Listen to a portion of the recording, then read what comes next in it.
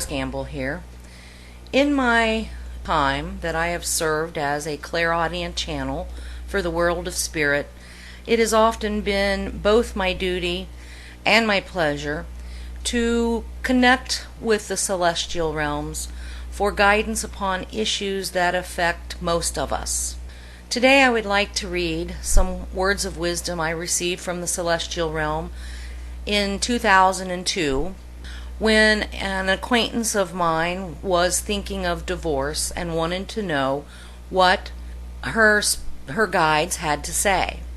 So we connected with the celestial realm, and the wisdom that came through, I think, is very befitting.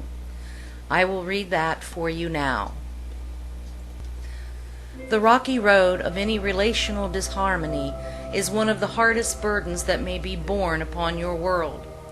To feel the need to travel separate paths is often strong, but the emotional and material attachments, one to the other, are often hard to unshackle.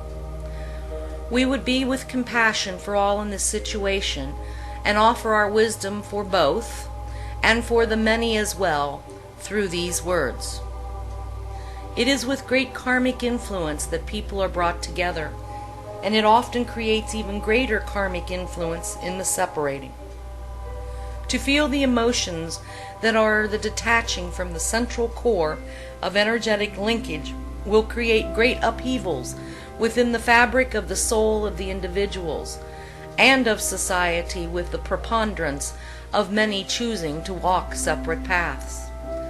To reduce the karmic influence of both the individual and the greater conglomeration of mass welfare, it is vital that a realizing of the nature of this endeavor is to release those things not wanted in further karmic interactions.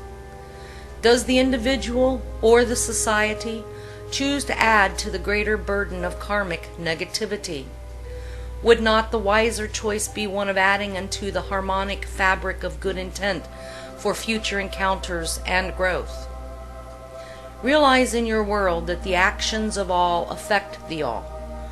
Realize that the gift of coming together was one of karmic and well-balanced orchestration for the betterment of each one involved in the dance of co-joining.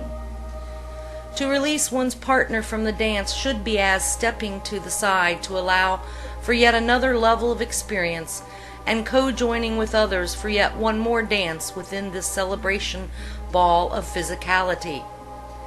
Would the dance partner of one be considered rude if, in the real scenario of a ball, one of the partners refused to release his dance mate politely to dance with others? Your lives and the co-joining called marriage upon your world is but a dance at the ball of universal growth and experience.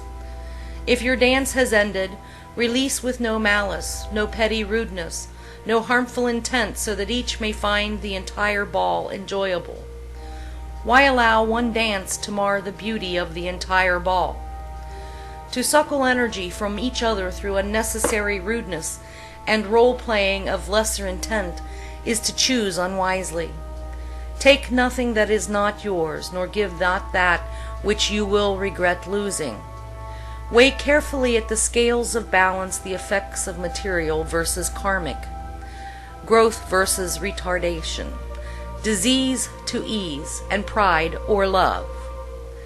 How you weigh out your choices will be given to you in your measure of future encounters and growth potential. To turn what was once love into its antithesis is but to turn gold into tin. Remember the love. It is the grandeur of all things to be weighed. With that memory, approach the time of choosing. When encased in love, one cannot load the scales unfairly. One will enjoy the ball for eternity when love is the measure. Now, this advice applies well even to those situations where one partner might be angry and bitter. It is important that we do not retaliate in anger and bitterness, because each person within the marriage, as it dissolves, they begin to reload their karmic scale for the future. And that is the most important part of this message. It is what you do to another that loads your karmic scale, even within divorce. Thank you.